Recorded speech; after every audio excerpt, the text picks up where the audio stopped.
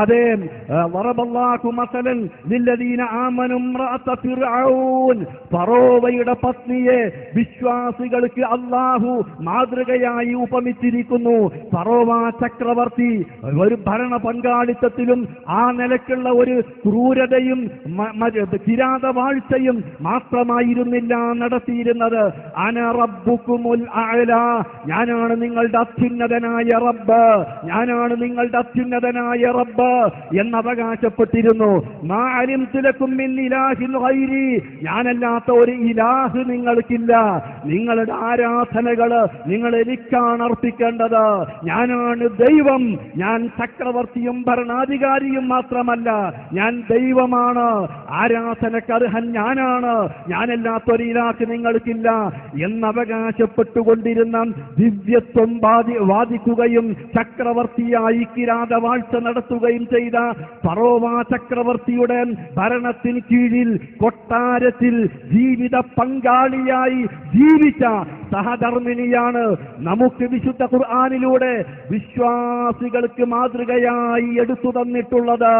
അതിനേക്കാൾ വലിയ ഒരു അമുസ്ലിം ഭരണകൂടം, അമുസ്ലിം കിരാതവാഴ്ച വേറെ എടുത്തു പറയാനുണ്ടോ? ആ മഹദി ഇസ്ലാമിക വ്യക്തിത്വം കാത്തുസൂക്ഷിച്ചു, മുസ്ലിമത്തായി ജീവിച്ചു, വിശ്വാസത്തിന്റെ പര്യായമായി, വിശ്വാസത്തിന്റെ പ്രതീകമായി, വിശ്വാസികൾക്ക് മാതൃകയായി അല്ലാഹു എടുത്തുദ്ധരിച്ചു. ഇദ് ഖാലത് റബ്ബി ഇബ്നി ലീ ഇൻദക ബൈതൻ ഫിൽ ജന്ന, അള്ളാഹുവിനോട് പ്രാർത്ഥിക്കുന്നു, എനിക്ക് നിന്റെ അടുക്കൽ സ്വർഗത്തിൽ നീ ഒരു ഭവനമുണ്ടാക്കി തരണമേ, ഉണ്ടാക്കി തരണമേ എന്ന് പ്രാർത്ഥിക്കുന്നു. അതാണ് വിശുദ്ധ ഖുർആൻ പഠിപ്പിച്ചു തരുന്ന അമുസ്ലിം ഭരണകൂടത്തിന് കീഴിലും ലാ ഇലാഹ ഇല്ലല്ലാഹ് മുഹമ്മദുർ റസൂലുള്ളാഹ് എന്നതുപോലെ അടിസ്ഥാനപരമായ വിശ്വാസം വെച്ച് പുലർത്തി വ്യക്തിതലത്തിൽ താൻ അനുഷ്ഠിക്കേണ്ട ആരാധനാ കർമ്മങ്ങളും ജീവിത മറ്റു മേഖലകളിൽ തനിക്ക് കഴിയുന്നിടത്തോളം അനുഷ്ഠിക്കുവാൻ വേണ്ടി കൽപ്പിക്കപ്പെട്ട താൻ അതനുസരിച്ച് ജീവിച്ചാൽ പൂർണ്ണവിശ്വാസിയാണ്, പൂർണ്ണവിശ്വാസിയാണ് എന്നാണ് ഖുർആൻ പഠിപ്പിച്ചു തരുന്നത്.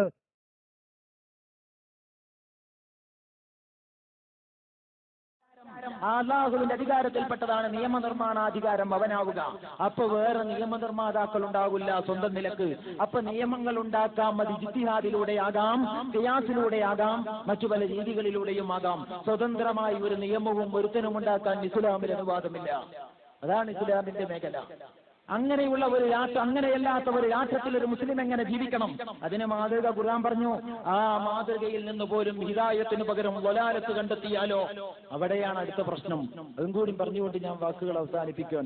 അതായത് ആസിയ ബീബി അലൈഹിസ്സലാം എന്ന് പറയുന്ന നമുക്കറിയാമല്ലോ, ഫിറഔനിന്റെ ഭാര്യ, ഫിറഔൻ അന റബ്ബുകുമുൽ അഅല എന്ന് പറഞ്ഞ മനുഷ്യന്റെ ഭാര്യ. ആ ഭാര്യയെ കുറിച്ച് രണ്ട് സ്ത്രീകളെ പരിശുദ്ധ ഖുർആൻ നമുക്ക് നിഷേധികളുടെ ഉപമയായിട്ട് പറഞ്ഞു. രണ്ട് സ്ത്രീകളെ വിശ്വാസികളുടെ ഉപമയായിട്ടും പറഞ്ഞു. ഒരു സ്ത്രീയല്ല പറഞ്ഞത്, രണ്ട് സ്ത്രീകളെയാണ്.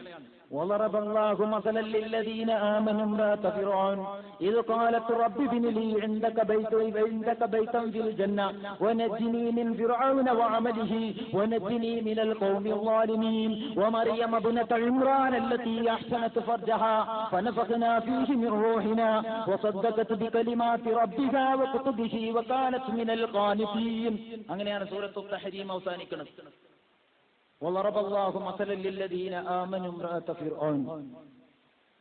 വിശ്വാസികളായ ആളുകൾക്ക്, പെണ്ണുങ്ങൾക്ക് മാത്രമല്ല വിശ്വാസികൾക്ക് മൊത്തം, ഫിർഔനിന്റെ ഭാര്യയെ അല്ലാഹു ഉപമയാക്കി വെച്ചിരിക്കുകയാണ്. മുജാഹിദ് മൗലവി ഗവേഷണം. എന്താ ഗവേഷണം എന്നറിയോ? ആരാ ഫിർഔൻ?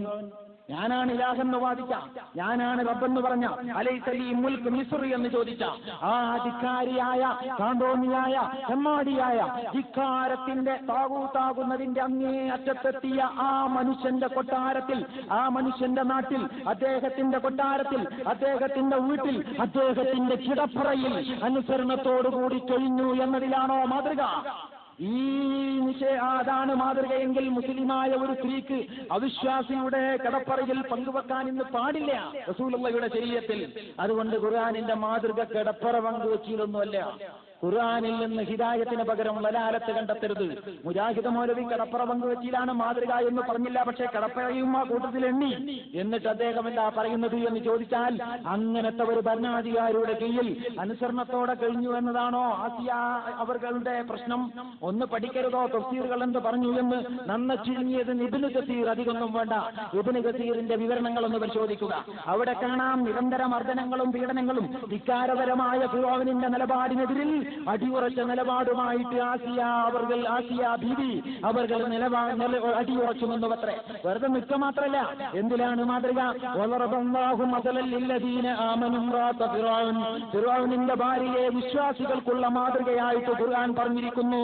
ഇത് കോലത്ത് ഏതിലാണ് മാതൃക? ഖുർആൻ തന്നെ പറയാൻ, ഈ കൂട്ടരെയൊക്കെ അള്ളാഹ്ക്ക് നേരത്തെ കാലത്തെ കാണാൻ കഴിയുന്നവനാണ് റബ്ബുൽ ഇസ്സത്ത്. അതുകൊണ്ട് അള്ളാഹ് പ്രത്യേകം പറഞ്ഞു ഇത് കാലത്ത്. അവർ പറഞ്ഞ സന്ദർഭം, റബ്ബിബ്നി ലീ ഇൻദക ബൈതൻ ഫിൽ ജന്ന, പടച്ചവനെ എനിക്ക് നിന്റെ ആ സ്വർഗ്ഗത്തിൽ നിന്റെ അടുത്ത് സ്വർഗ്ഗത്തിൽ ഒരു ഭവനം ഉണ്ടാക്കണമേ നാഥ, എനിക്ക് ആ സ്വർഗ്ഗത്തിൽ ഒരു ഭവനം പണികൾ ചെയ്ത് ഉണ്ടാക്കി തരണമേ റബ്ബേ. വനജ്ജിനി മിൻ ഫിറഔന വഅമലി, എന്റെ ഭർത്താവും ഈ രാജ്യത്തിന്റെ ഭരണാധികാരിയുമായ ഈ ധിക്കാരിയായ മനുഷ്യനുണ്ടല്ലോ, അയാളിൽ നിന്ന് എന്നെ രക്ഷിക്കണേ റബ്ബേ.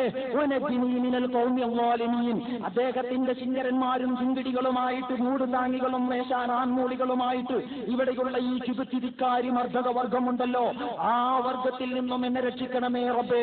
സ്വന്തം ഭർത്താവ് കൂടിയായ മനുഷ്യനെതിരിൽ പ്രാർത്ഥിക്കുകയും തഞ്ചം കിട്ടിയ ഒന്നാമത്തെ സന്ദർഭത്തിൽ ആ ഭർത്താവിന്റെ ഭരണകൂടത്തെ അട്ടിമറിക്കുന്നതിന്റെ വിപ്ലവത്തിന്റെ ബീജമായ മൂസാ നബി അലൈഹി ഇസ്ലാമിനെ വളർത്തിയെടുക്കുകയും ചെയ്തതിലാണ് മാതൃക എങ്കിൽ, ആ ഹിദായത്തിന് പകരം വലാലത്ത് കണ്ടെത്താൻ മുജാഹിദ് മൗലവിയെ പ്രേരിപ്പിച്ചത് ജമാഅത്ത് വിരോധമല്ലേ? ഇതാണ് മാതൃക. അതല്ലാതെ അവിടെ എല്ലാം ഏറാൻ മൂളിയേറ്റ് നിന്നോർത്തിയിലൊന്നുമല്ല. ഇത് കാലത്ത് റബ്ബിബ്നി ലീ എന്ന് തുടങ്ങുന്ന ഭാഗത്തിൽ നിന്നാണ് മാതൃക. പഠിച്ചവനെ സ്വർഗത്തിൽ എനിക്കൊരു ഭവനമുണ്ടാക്കി തരണേ.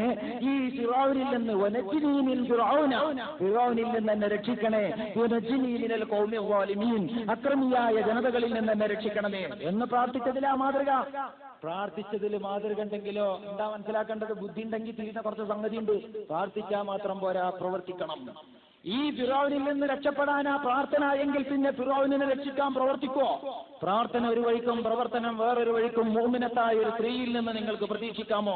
ഗവേഷണമല്ല ഞാൻ ചോദിക്കാൻ, ചിന്തിക്കാത്ത മനുഷ്യരായതുകൊണ്ട് പറയേണ്ടി വരികയാണ്, അല്ലെങ്കിൽ ഇതൊന്നും പറയേണ്ട കാര്യമില്ല.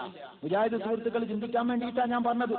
ഈ ഫിറഔനിൽ നിന്ന് രക്ഷിക്കണേ, അക്രമികളായ ജനതയിൽ നിന്ന് രക്ഷിക്കണേ എന്ന് പ്രാർത്ഥിച്ച ഈ സ്ത്രീ ആ ഫിറഔനിനെ രക്ഷിക്കാൻ ശ്രമിച്ചു എന്നാ നിങ്ങൾക്ക് മനസ്സിലായത്? അപ്പൊ പ്രാർത്ഥന കിഴക്കോട്ട് പോകുന്ന ബസ്സിൽ കയറിയിട്ട് പടിഞ്ഞാട്ട്, ഇപ്പോൾ ഞാൻ പറയാറുണ്ട്, കിഴക്കോട്ട് പോകുന്ന ബസ്സിൽ കയറിയിട്ട് പടിഞ്ഞാറോട്ട് പോകാൻ കാരണം അള്ളാഹ് സ്വീകരിക്കൂല, ആ ദുആ നടത്തൂല ഒരിക്കലും. വിവരമുള്ള മനുഷ്യന്മാര് എന്തിനു വേണ്ടി പണിയെടുക്കുന്നുവോ അതിനു വേണ്ടി പ്രാർത്ഥിക്കും.